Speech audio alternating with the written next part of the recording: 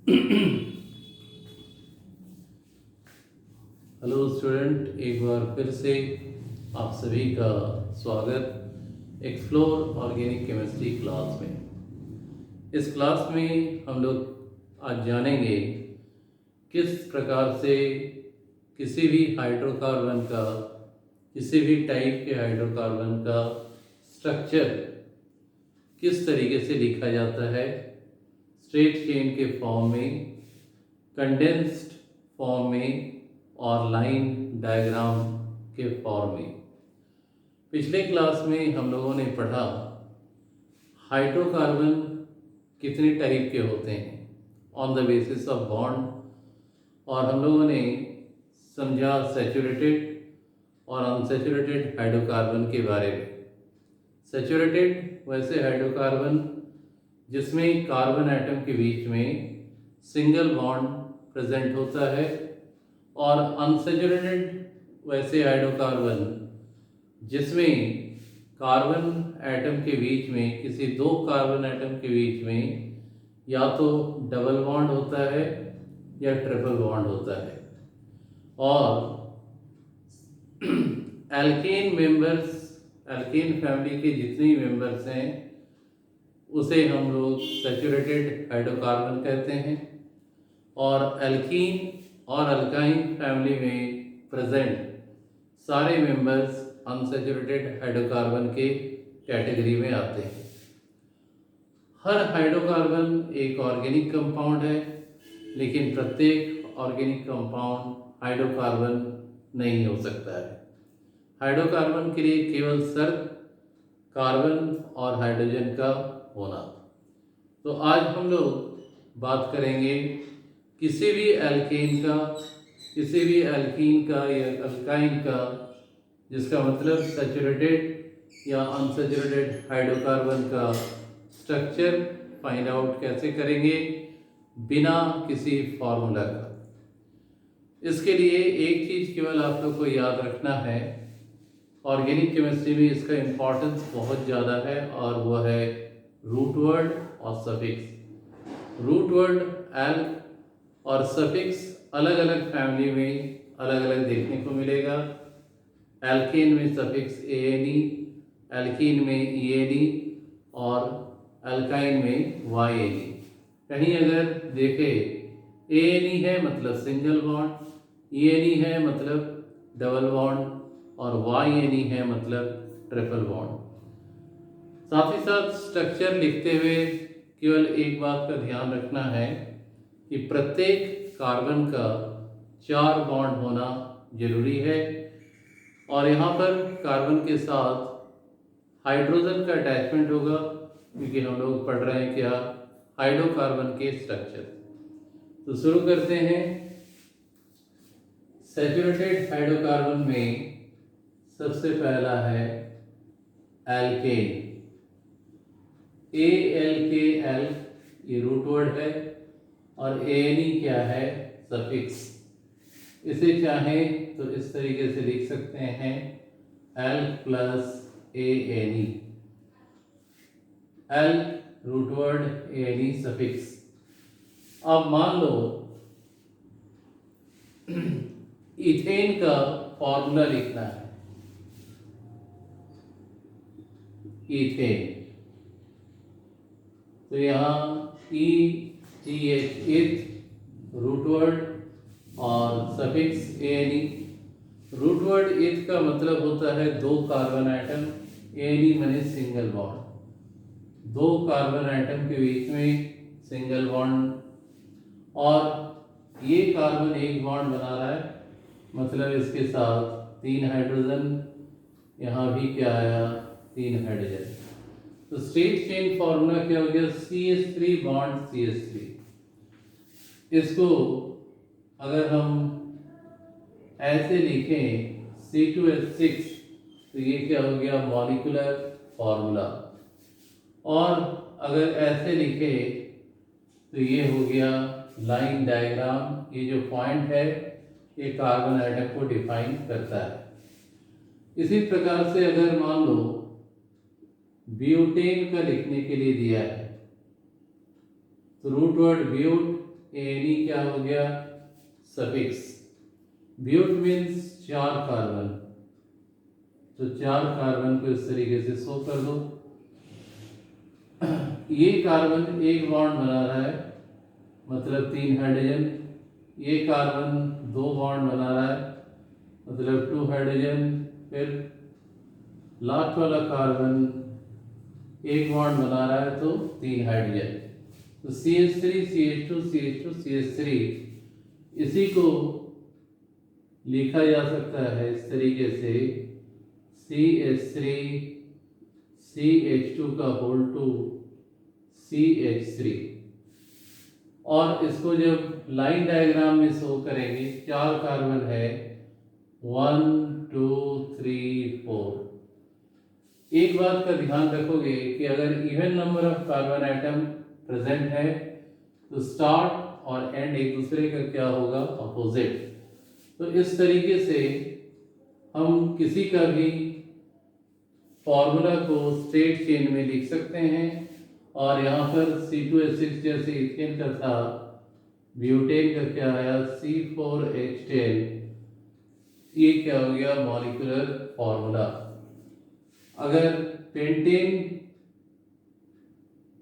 दिया है तो इसमें एक और ट्रिक बता रहे हैं जो इससे भी आसान। पेंट मतलब 5 कार्बन, तो स्टार्ट करना है CH3 से, एंड में भी CH3, 2 कार्बन हो गया, बीच में CH2 रहता है, तो CH2 का होल 3, ये हो गया पेंटेन। और सभी कार्बन सभी हाइड्रोजन को जोड़ देंगे तो यहाँ पर आ जाएगा C5H12, और इसका लाइन डायग्राम इस तरीके से होगा। ये C5H12 क्या है, मॉलिक्यूलर फॉर्मूला। और लाइन डायग्राम यहाँ पर स्टार्ट और एंड एक दूसरे का सेम साइड में है। और ऐसा तभी होता है जब odd number of carbon atom present रहे। तो इस तरीके का यूज करके किसी भी एल्केन का, चाहे वो हेक्सेन हो, हेप्टेन हो, ऑक्टेन हो, किसी का भी देगा तो स्ट्रेट चेन फार्मूला तो लिख ही सकते हैं, मॉलिक्यूलर फार्मूला लिख सकते हैं, और उसका लाइन डायग्राम बना सकते हैं। यानी कोई और जनरल फार्मूला याद रखने का रिक्वायरमेंट नहीं है। इसी प्रकार से अगर हम लोग एल्कीन का करें और अल्काइन का करें, दोनों को एक ही साथ लेंगे, ENE का मीन्स होगा double bond between the carbon atom. और ये ध्यान रखना है कि ये जो डबल बॉन्ड है एक बार ही यूज होगा किसी 2 कार्बन के बीच में। जैसे मान लो butene, root word but, ENE मतलब डबल बॉन्ड, इस तरफ लिख रहे हैं ब्यूटाइन, एक एल्कीन और एक अल्काइन। 4 कार्बन, तो 4 कार्बन को इस तरीके से शो कर देना है। और ENE मतलब क्या है, डबल बॉन्ड, किसी भी 2 कार्बन के बीच में डबल बॉन्ड। तो यहाँ 2 हाइड्रोजन, इस कार्बन के साथ 1 हाइड्रोजन, क्योंकि 2 और 1 3, चौथा बॉन्ड हाइड्रोजन के साथ, इसके साथ 2 हाइड्रोजन। जहाँ भी एक बॉन्ड रहेगा 3 हाइड्रोजन लगाना है, 3 बॉन्ड रहा तो 1 हाइड्रोजन, और 2 बॉन्ड में 2 हाइड्रोजन। और जैसे ही नंबर ऑफ कार्बन आइटम जो है वो 4 हो रहा है, तो यहाँ पर नंबरिंग करना होता है। ऐसे नंबरिंग करें कि डबल बॉन्ड पहले आए। तो इसका नाम क्या आया, डबल बॉन्ड का पोजीशन 1 ब्यूटीन। और इसको भी अगर हम लोग करते हैं तो यहाँ पर 3 और 1 4, यहाँ 3 और 1 4 पहले से है ही। इस कार्बन का 2 बॉन्ड, तो 2 हाइड्रोजन, 3 हाइड्रोजन लास्ट के लिए, क्योंकि कार्बन का 1 बॉन्ड है। तो नंबरिंग करना जरूरी है। जब 4 कार्बन एटम हो। ऐसे तो 3 से ही शुरू करते हैं, 3 से भी शुरू कर सकते हो। तो इसका नाम क्या हो गया, 1 ट्रिपल बॉन्ड का पोजीशन 1 पर है और 4 कार्बन ब्यूट सफिक्स YAB। और इसी को कोई ये कह सकता है कि डबल बॉन्ड यहाँ देंगे, दे सकते हैं CH3 CH CH CH3।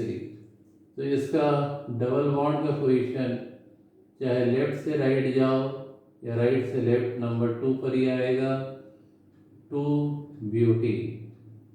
तो डबल बॉन्ड का पोजीशन को हम लोगों ने बदला और बदलने के कारण ब्यूटीन, जिसका फॉर्मूला होता है C4H8, 2 अलग अलग तरह का ब्यूटीन बना, एक 1 ब्यूटीन और दूसरा क्या है 2 ब्यूटीन।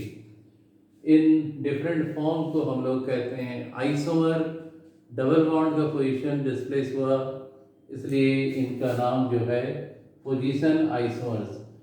एग्जाम में कई बार पूछा गया है ब्यूटीन का पोजीशन आइसोमर्स निकाल के दिखाएं, और ठीक यही काम इसमें भी करना है।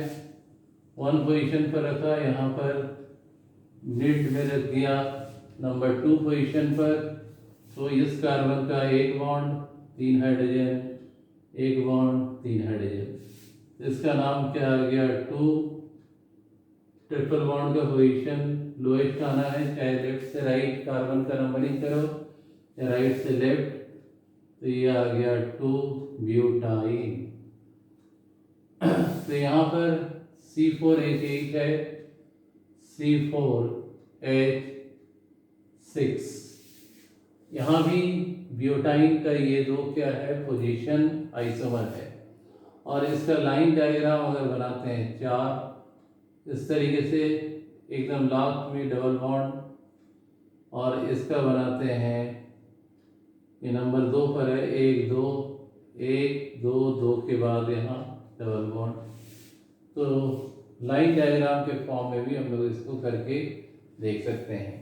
यानी इस ट्रिक का यूज़ करके किसी भी तरह का हाइड्रोकार्बन, चाहे वो सैचुरेटेड हो या अनसैचुरेटेड, हम लोग स्ट्रेट चेन फार्मूला निकाल सकते हैं, मॉलिक्यूलर फार्मूला निकाल सकते हैं, कंडेंस स्ट्रेट चेन फार्मूला निकाल सकते हैं और लाइन डायग्राम में भी दिखा सकते हैं। और एक ट्रिक यहाँ पर,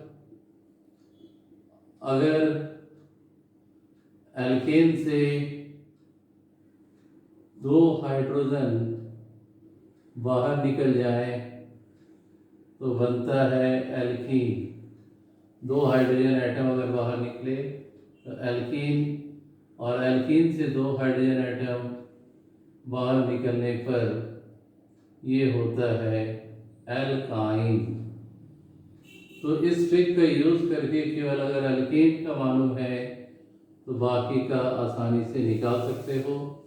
या कोई भी ट्रिक फॉलो मत करो, बस रूट वर्ड देखो और सफिक्स का मीनिंग क्या है, क्या वो सिंगल बॉन्ड को रिप्रेजेंट कर रहा है या डबल बॉन्ड को कर रहा है या ट्रिपल बॉन्ड को कर रहा है, तो उसको हम लोग आसानी से प्रेडिक्ट कर सकते हैं और स्ट्रक्चर बना सकते हैं। स्ट्रक्चर बनाने के समय एक बात का बहुत ज़्यादा ध्यान रखना है कि कार्बन का टेट्रावैलेंसी हमेशा कंप्लीट होना जरूरी है। अगर ऐसा नहीं है तो स्ट्रक्चर जो है वो क्या होगा, गलत। और कार्बन का अगर 1 बॉन्ड है तो 3 हाइड्रोजन चाहिए, 3 बॉन्ड तो 1 हाइड्रोजन, और 2 बॉन्ड में 2 हाइड्रोजन। अब इस प्रकार के सारे हाइड्रोकार्बन जो कि ऑर्गेनिक कंपाउंड भी है, इन्हें हम लोग कहते हैं एसाइक्लिक, साइड में लिख दे रहे हैं, एसाइक्लिक और स्ट्रेट चेन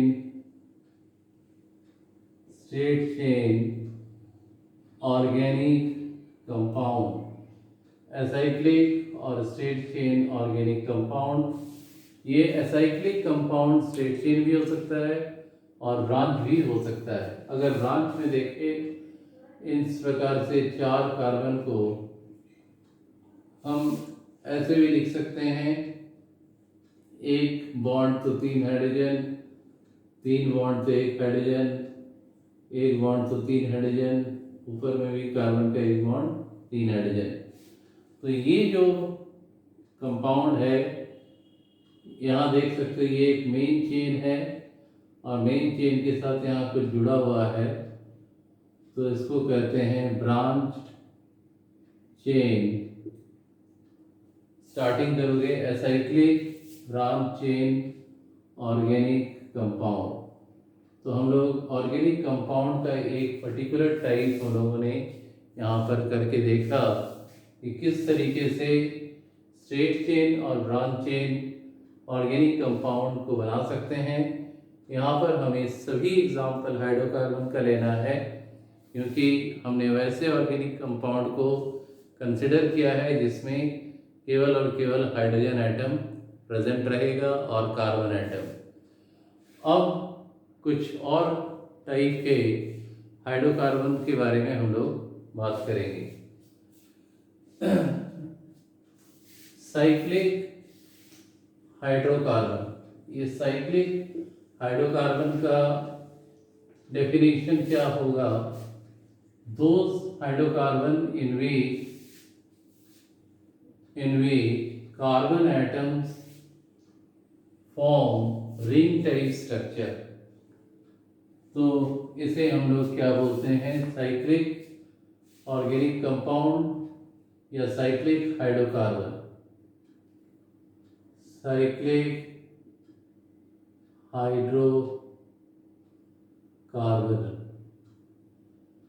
साइक्लिक हाइड्रोकार्बन में एक एग्जाम्पल साइक्लो एल्केन यहाँ ले रहे हैं, यानी रिंग फॉर्म होगा, इसलिए साइक्लो और सिंगल बॉन्ड रहने के कारण alkane. Cycloalkane, cycloalkene, और एक लेते हैं cycloalkyne. Cycloalkane, cycloalkene, cyclo alkyne.